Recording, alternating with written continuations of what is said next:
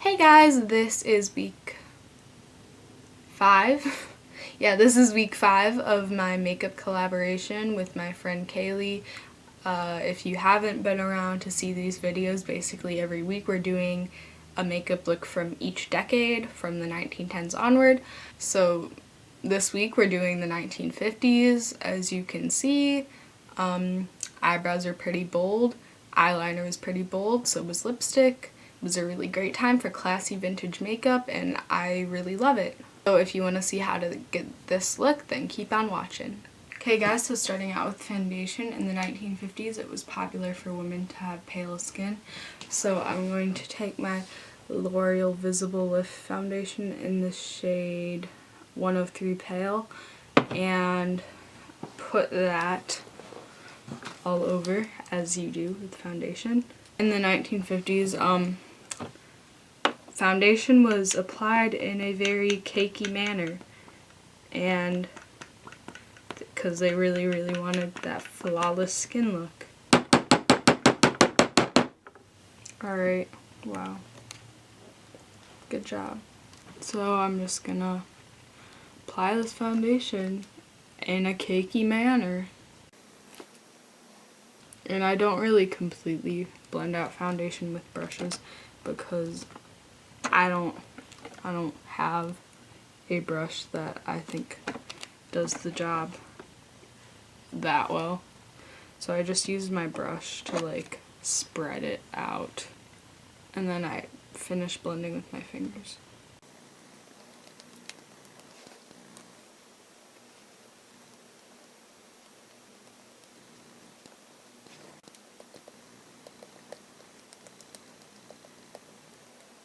Now moving on to concealer.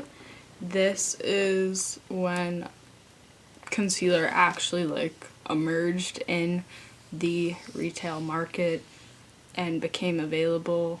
So I'm going to take my Wet n Wild Coverall Cover Stick because this is just like the concealer that has always been good to me. Since I already have on so much foundation, I'm kind of going light with the concealer. I hope the lighting isn't completely terrible. Now that I am finally done with my face, I'm going to move on to brows. I'm going to take this Italia eyeliner in the shade light brown to fill in my eyebrows. And the brow shape of the 50s was really defined and arched and pointed at the outer corner. So I'm going to start just by doing that outer corner. Or not outer corner, but like arch. Just so I can get it really the shape I want.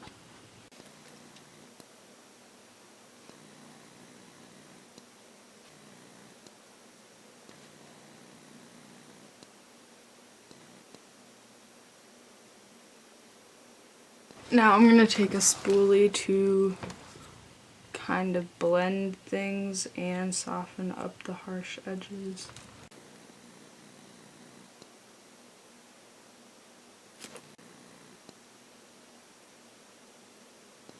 I'm going to take Fudge, which is a dark brown, from the Anastasia Eyeshadow Couture palette.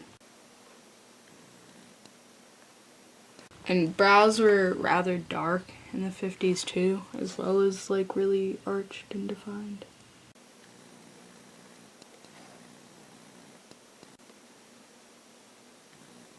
So these are my finished eyebrows.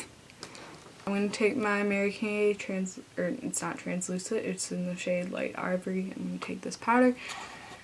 I'm going to put it all over my face. I feel like I'm just erect today. I haven't made a video in a really long time because my last video was so pre-filmed. And I'm feeling out of it.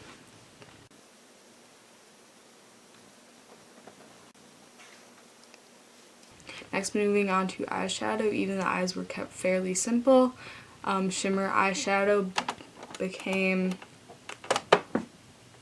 available in this decade. So I'm going to use a shimmer eyeshadow all over. Browns and grays and pastel colors were popular, in this decade, so I'm going to go in with YDK right there from the Urban Decay Naked 2 palette. So taking a big fluffy brush, I'm going to use that YDK shade and just put it all over my lid. I'm going to sweep it into my crease as well and get the inner corner just all over basically. Then I'm going to flick the extra product off my brush and use an upward and outward windshield wiper motion to really elongate the shape of my eyes, because taking the shadow outward was what the women had in mind. Using this Anastasia fluffy blending brush from the Shadow Couture palette, I'm going to use a skin tone shade to buff out the edges of my shadow and make sure it's diffused and there are no harsh edges. I believe the shade that I'm using is Foxy from the Naked 2 palette. Now for my favorite part, winged eyeliner.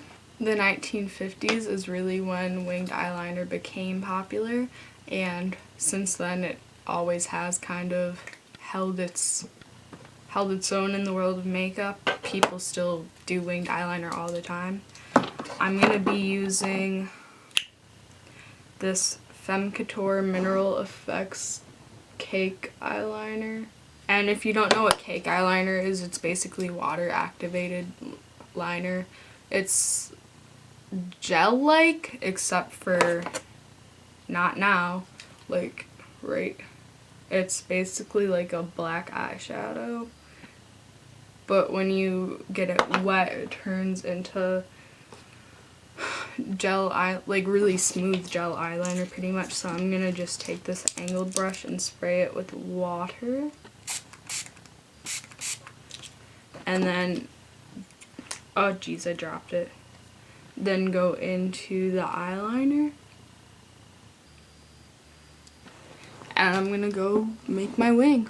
The wings of the 1950s were not like super dramatic, so make sure when you're doing your flick you don't go too crazy. This might sound weird, but like in my everyday life I don't wear eyeliner a lot, so this is not something I'm used to. I did used to wear eyeliner a lot, but not so much anymore. I'm just more of an eyeshadow person. With cake eyeliner though, it's usually the case that you have to do a couple layers to really build up the pigment. But with me, I am forgetful and lazy, so with my gel eyeliners I always end up leaving them open and they get all dried out.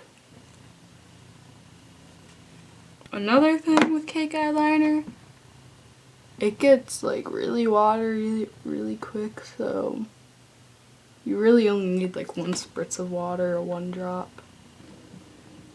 Okay, I am happy with this, so yeah. I think I'm just gonna darken it up a little bit in the inner corner. I don't believe that they did this in the 1950s, but just with my eye shape and how it is, I'm gonna take the eyeliner and connect it from my outer corner underneath my lash line just a little bit, so it doesn't look as weird and gappy. I always tend to draw on my wings drooping lower than I actually like, because knowing me, I always just clean it up and it ends up pointing upwards more. So that's my finished wing eyeliner. Next, taking my Wet n Wild Mega Plump Double Menace mascara, I'm going to apply it, but only to my upper lash line, as they tended to leave their lower lash line alone.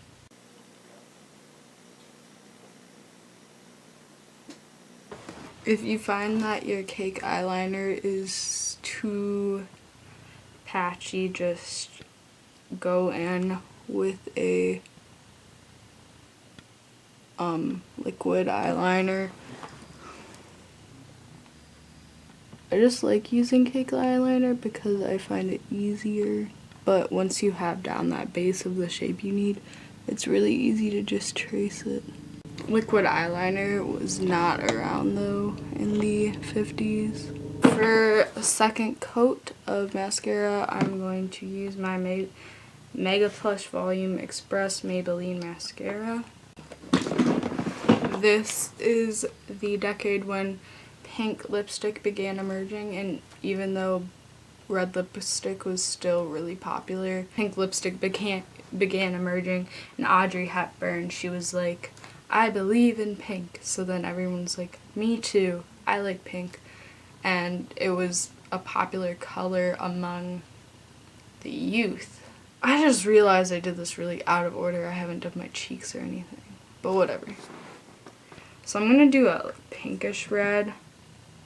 This is Bite Beauty lipstick in the shade Quince. This is not pink or red, it's just a mix.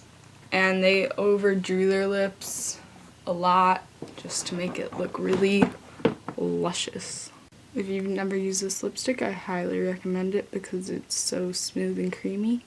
Last, I'm gonna do blush, and blush was really like kind of pale corals and stuff in the 50s, so I'm going to use Shell from the Lime Crime Venus palette subtly on my cheeks.